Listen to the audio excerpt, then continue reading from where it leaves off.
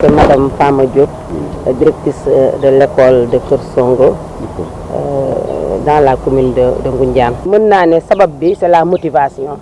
donc nous dañ fi ñëw pour motiver xale yi donc pour montrer aux autres qu'ils peuvent aller devant les scènes. Donc c'est pourquoi ñu ne ren dañuy organiser la fête de l'excellence uniquement pour gën a waaw góoral xale yi ñaax leen yokk seen góor a ci école. jàpp ngeen ne kon xale yi góorgóorlu nañu résultat yi ni mu tëddee. waaw jàpp nañ ne góorgóorlu nañu parce que nekkoon nañ ci école yi def nañu ay évaluation on a eu les résultats xam nañ ne daal ça s'améliore. mën nañu wax ne su mairie bi kontaanee bay fete xale yi ñun ñoo war a gën a kontaan ndax xam-xam bi nekk ci xale yi ñun ñoo koy def que te xale yi bu ñu amul woon xam-xam ba mën a am ay résultats kon kenn du leen mën a fete. Donc c'est looloo tax ñu ne ren dañuy ñëw feete leen pour wan leen ne ñun aussi ñu ngi seen gannaaw fu ñu mën a nekk rek ñu ngi seen gannaaw. ñu nemmeeku ne xale yu jigéen ñi léegi dañuy ràññeeku trop macha allah ci njàng mi mais commune yu mel ne Ngoundiane wax ngeen mairie da leen jàppale souvent mais danaa faral di dégg aussi yenn xale bu ñu jàngee ba xaw a sore seen njàng yàqu ndax yooyu yéen a ngi ci def ay jéego pour xale yi. loolu moom wax dëgg yàlla mu ngi deñ parce que xale yi léegi xam nañu lan mooy valeur école. xam nañ valeur école bu baax boo duggee ci école yi xool effectif yi fa nekk nga xam ne vraiment exode rural amatul rôle bu mag bu muy jouer ci sur le plan éducatif au niveau de Ngoundiane. wax ngeen at yëpp ñu wax ubbi tey jàng tey moom fii ci Ngoundiane réalité la. waaw lu ko waral. le maire. parce que à chaque fois moom day joxe fourniture une semaine avant les ouvertures donc cela suppose que bu ñu ñëwee classe rek war nañoo mën a jàng. ndax xale moom. lu koy téye mën a jàng mooy ñàkk jumtukaay bu mu jàngee. te xale yi duñ jënd fourniture. non xanaa lenn rek daal la ñu am lu ñuy jooy mooy les manuels scolaires manuels didactiques yi moom moo xaw a manqué dans les écoles waaw loolu moo xaw a manqué mais sur yeneen plan yi moom on n'a rien à se dire. Papa Amadou Niane, inspecteur de l'éducation et de la formation à l'IEF de Thiès département, en même temps chef de district de Thiénaba, dont fait partie bien sûr Ngoundiane. Une journée de l'excellence, c'est une journée symbolique et vous verrez qu'aujourd'hui c'est une culture dans notre système. C'est une cérémonie symbolique, comme je l'ai dit, qui récompense un peu nos meilleurs élèves. Récompense nos meilleurs élèves pour les pousser véritablement à donner le meilleur d'eux-mêmes, comme j'ai eu à le dire dans mon discours. Mais ça permet aussi aux autres, n'est-ce pas, avec le sentiment de l'émulation, ça permet aux autres aussi de vouloir faire comme les autres, pour recevoir des cadeaux, également pour honorer leurs parents. C'est un appel aussi aux parents, parce que quand les enfants des autres reçoivent des cadeaux, les autres aussi doivent faire en sorte que leurs enfants puissent, n'est-ce pas, faire mieux et recevoir aussi des cadeaux. Voilà un peu, c'est pour pousser tout le monde vers l'excellence. En attendant la proclamation des résultats du CFE de notre en sixième, quel regard jetez-vous sur l'année scolaire? Oui, c'est une année scolaire très difficile qui a un peu tiré en longueur. Ça se justifie avec le contexte de Covid. Nous avons un objectif, nous voulons développer notre réew. Si nous voulons développer notre réew, nous voulons que les enfants soient bu ñu wax excellence mooy du ñu yem ci ñëw ñu doon xale yu mën a jàng rek nii mais dañuy gën a baax gën a mën a jàng ba nga xam ne fépp fu ñu dem ndax monde concurrence lañ nekk fu ñu mën a dem aussi du ñu des ginnaaw loolu nag mooy tax ñun ñu mën a atteindre aussi suñuy objectif développement surtout nag moo tax accès sur certaines disciplines lu mel ni les disciplines scientifiques ak yooyu parce que xam nañ tey jii mooy mën a fexe ba réew yi ku mën a émerger. Année scolaire bu metti la vraiment ci ñëpp nag ci acteurs yëpp parce que li ko waral ñëpp xam nañ ko mooy feebar bi nga xam ni dugg na ci réew yëpp presque depuis 2 ans daaw mu sonal ñu lool ba nga xam ni vraiment perdre nañ temps bu bëri mu dabaat ñu ren donc moo tax moo ñu dem tey ba année scolaire bi mën a xëccu ba egg si fii waaye nag district Ngoundiane moom district Thiénaba mais particulièrement Ngoundiane liñ ci mën a wax mooy vraiment am nañ ñoom vraiment maire boo xam ni dafa teel a comprendre enjeu éducation mu jaral ko lu nekk mu leen di taxawu ci lépp donc moo tax fii moom wax dëgg yàlla loo fi def day yomb parce que da li ñuy wax ni ndimbal na ci fekk loxol borom ñoom boo ñëwee bu ci éducation da nga leen di fekk ñu taxaw ba pare donc accompagnement bi rek moom ngay def waaw vraiment donc fii daal ñu ngi sant yàlla di wax nag du doy mukk éducation moom loo ci def du doy nañu gën a ànd gën a góorgóorlu rek pour affaire yi réussir. tey dañu ñëwoon Ngoundiane li ñu def si woon nii c'est lu ñu yàgg di def la bi ñu fi nekkee ba léegi ren li ci changé rek mooy xëy na bu ci passé conseil municipal bi moo doon jël initiative bi ànd ci ak CODEC ñu def ko mais ren moom CODEC dafa def affaire bi affaire boppam nga xam ne conseil municipal moo ñëw jàppale si leen ñu koy rafetlu di leen rendre hommage ñoom enseignants yi defe naa ni ma ko waxee ci biir salle bi nee naa leen l'enseignement c'est un métier pur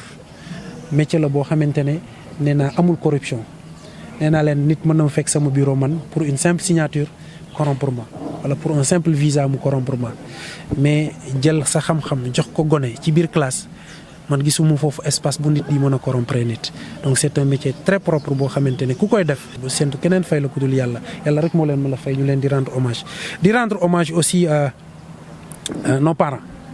il faut le dire c'est vrai que effort yi des na ñu ngi leen di woo ñu gën a jàppale xale yi pour ñu gën a jàng nee naa leen léegi kenn waxul kenn nga bàyyi sa doom mu bañ a mën liggéey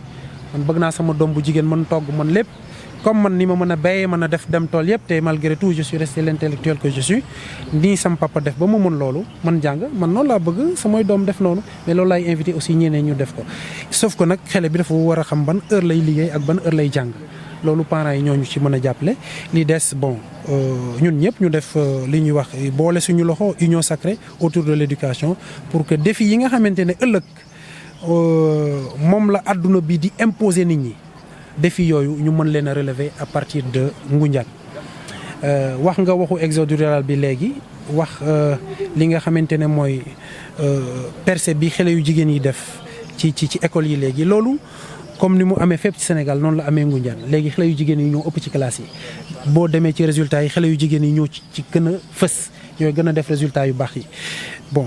on n'est pas en reste ñun dañ koy saluer parce que li tax ñu koy saluer ñun particulièrement Ngoundiane mooy Ngoundiane dafa bokk ci zone yoo xamante ne exode rural bi dañu frappé woon te li ñu gënoon a frappé surtout ci côté jigéen ñi jigéen ñi bu ñu jàngul woon bu ñu teeloon bàyyi jàng dañu dem mbindaandu ci Dakar bon après mbindaandu bi boo amee jëkkër voilà yéenay mujjee ci mbedd yi di fóot mais aujourd'hui li ñu gis biir Ngoundiane daf ñuy may espoir que ne exode rural léegi mu jóge fii ndax tey léegi bu dee mag ñi jéeg ñi suñu yaay yi ñi ci ëpp dematuñu Dakar gëm nañ ne mën nañu jëriñoo fii fi ñu nekk nii Ngoundiane xale yu jigéen yi gis ngeen ne barki Dembo Ndiaye la ñu doon joxee fii ay diplôme ñoo xamante ne promotion bi yëpp ay jigéen lañ Ngoundiane la ñu jàngee génnuñu Ngoundiane fii la ñu amee seen diplôme te diplôme lan diplôme mbay nan la ñuy defee mbayum noor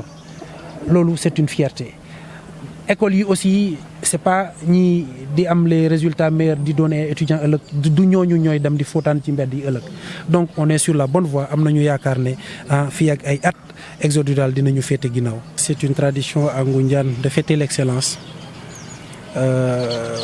Les années précédentes, c'est vrai que l'initiative venait du conseil municipal vers le CODEC, mais cette année, c'est le CODEC qui a pris l'initiative de le faire et le conseil municipal est venu en appoint. Le message, comme je l'ai dit tout à l'heure dans la salle, c'est à la fois un message de félicitations, d'encouragement et d'hommage que nous rendons d'abord à tout le corps enseignant de la commune de Ngoundiane. Mais aussi c'est un message, un appel que nous lançons aux parents pour une union sacrée autour de l'éducation. Une union sacrée autour de l'éducation parce que les défis de demain ne seront relevés que à travers la connaissance, à travers la science, dans toutes ses formes. Et ça, il n'y a pas d'autre source que d'aller, en tout cas, s'éduquer, d'aller à l'école, d'aller apprendre. Heureusement qu'à Ngoundiane, les enseignants que nous avons ont compris cela. Le conseil municipal en est aussi conscient et ne ménage aucun effort pour en tout cas les appuyer dans ce sens-là. Le reste, c'est cette adhésion de la population, les efforts que les enfants doivent faire pour relever les défis. Ngoundiane, comme tu dis, c'est pas un reste, on a fait le constat tous ensemble et depuis quelques années. La question de l'exode rural, comme tu dis, c'est une lancinante question, une question très têtue. Parce qu'en réalité, il faut le dire, les initiatives n'ont pas manqué. On a pris d'énormes initiatives, beaucoup d'initiatives pour freiner ce fléau-là. Bon an, mal an, les résultats sont mitigés, mais aujourd'hui, la question, ce n'est plus un tabou au niveau de Ngoundiane. Ce n'est plus aujourd'hui étranger aux Ngoundianois de voir leurs fils et leurs filles tous les jours en Ngoundiane sans se poser la question lan ngeen fi def. J'avoue qu'il y a 10 ans, 15 ans, des jeunes de ma génération rester un mois en Ngoundiane sans rien faire, c'était impensable dans la tête de leurs parents. Ils devaient tous sortir, que ce soit les hommes, que ce soit les filles. Mais la semaine dernière, vous étiez témoin, le centre de formation de Ngoundiane qui donnait ses diplômes, le centre de formation technique, ses premières en tout cas, attestations en matière horticole, il n'y avait que des filles. Il n'y avait que des filles qui ont pris le temps de rester en Ngoundiane, d'apprendre en Ngoundiane, d'avoir leur diplôme à partir de Ngoundiane. Et la même chose si vous allez voir le centre de formation en couture. Et au niveau du groupement féminin, la sensibilisation a commencé à faire ses fruits. Je cite ma propre famille. Moi, chez moi, c'est une grande concession. C'est plus d'une quarantaine de personnes chez moi. J'avoue que depuis bientôt 10 ans, les mamans ne vont plus à Dakar. Et c'était impensable. Chacun est en train de faire un petit commerce par-ci, par-là, prendre des initiatives. Et ça, il faut le mettre en tout cas sous le compte de ces efforts que nous sommes en train de faire, les appuis que nous faisons au niveau des femmes, des appuis en matériel, il faut le dire parce qu'on ne le rappellera jamais assez. C'est avec nous qu'ils ont eu une maison toute neuve, équipée avec du matériel de transformation des produits locaux. Et c'est avec nous qu'ils ont aujourd'hui un fonds qui avoisine les 50 millions. Avec lequel ils font du crédit revolving entre elles.